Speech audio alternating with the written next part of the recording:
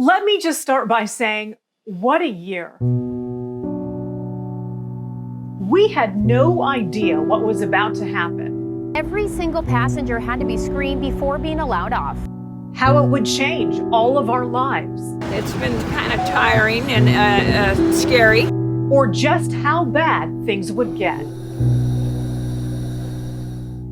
But now, there's a light at the end of the tunnel. We've all been through a lot since March of 2020, but thousands of us wouldn't have made it without our first line of defense, without our healthcare heroes.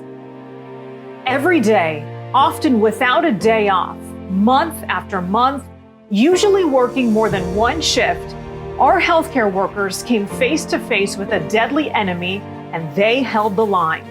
Time and time again, they risked their lives and did whatever it took to treat and to save the lives of millions of patients.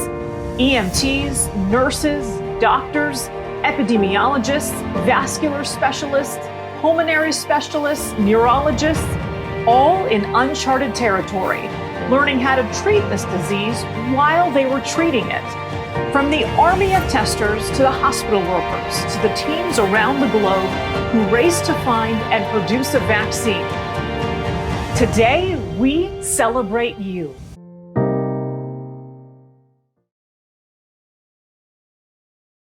Hey everyone, good afternoon. My name is Mike Myers and I'm the regional president for McCarthy Building Company here in Southern California. I'm also the 2021 chairman for the Orange County Heart and Stroke Walk. And I'm Bob Blair, Chief Administrative Officer for Kaiser Permanente and Chairman of the Inland Empire Health and Heart Walk for the American Heart Association.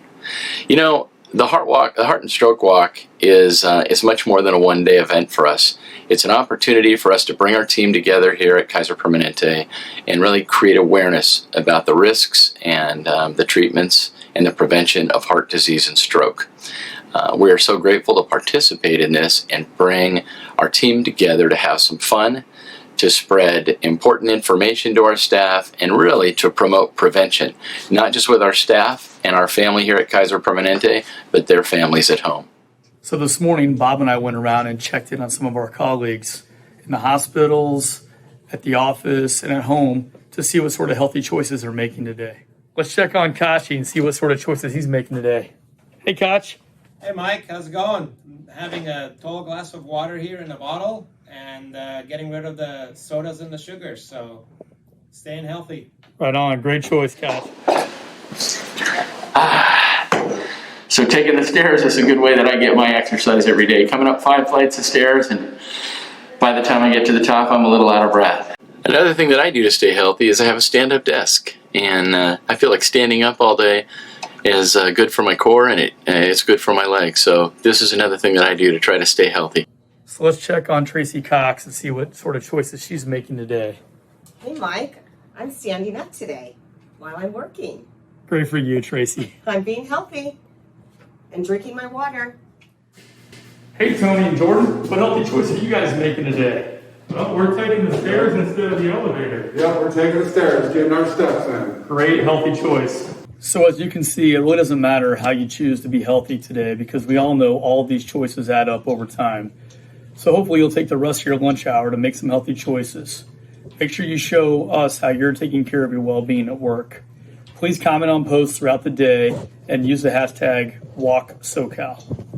Thank you. On Mike and my behalf, we want to tell you how grateful we are for your participation this year in the Heart and Stroke Walk with the American Heart Association.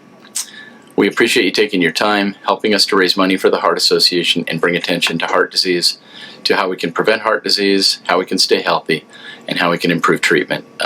We really appreciate you all for joining us today. Thank you. Home is meant to be our safe place. But heart attacks and strokes don't stay home. Don't avoid the ER out of anxiety. Don't die of doubt. Don't stay silent and don't stay home. If you have an emergency, call 911. When seconds count, the hospital is the safest place to be.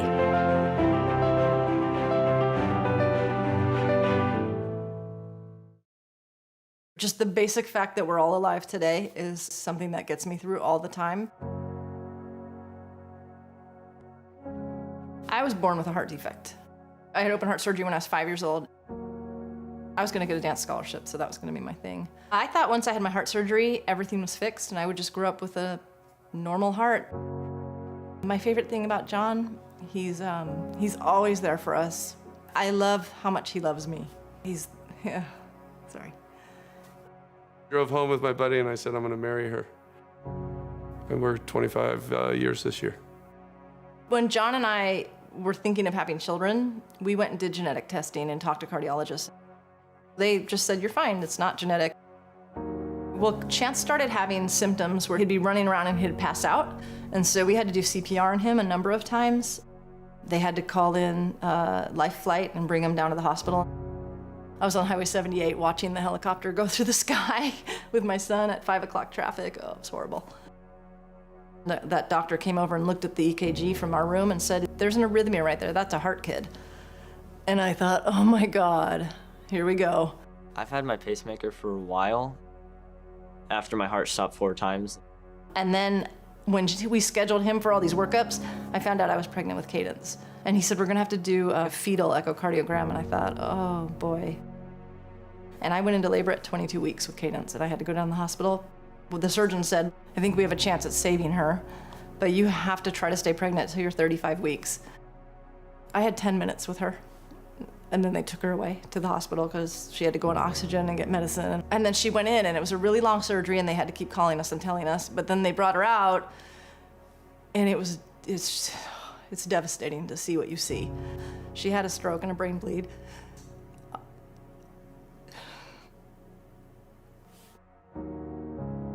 They had to open her chest without anesthesia and do heart massage.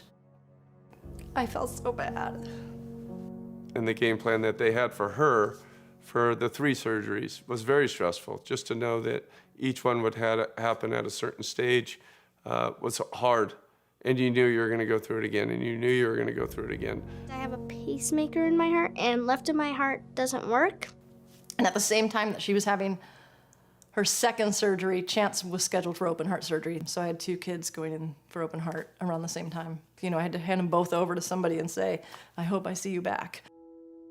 We did genetic testing on everyone, and at that point there wasn't enough evidence or research, so they just said, you're fine, it's not genetic. So we met this fabulous cardiologist. He basically came to us and said, I think you have the genetic defect I've been studying all these years. I felt bad, because this was my genetic defect that I passed on. He was actually the one who said, I think you need to go get seen by your doctor again. And I went to the electrophysiologist, and she said, you need a pacemaker right now, because your heart is not functioning on its own. I didn't really know where she was. Scared I'm gonna lose her. Within a few months, I started feeling kind of weird, and I went in for my first appointment, and they said, your heart is being paced 100%. Your heart isn't beating anymore.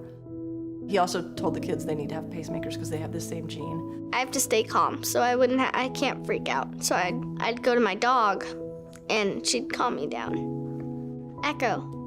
She is my service dog.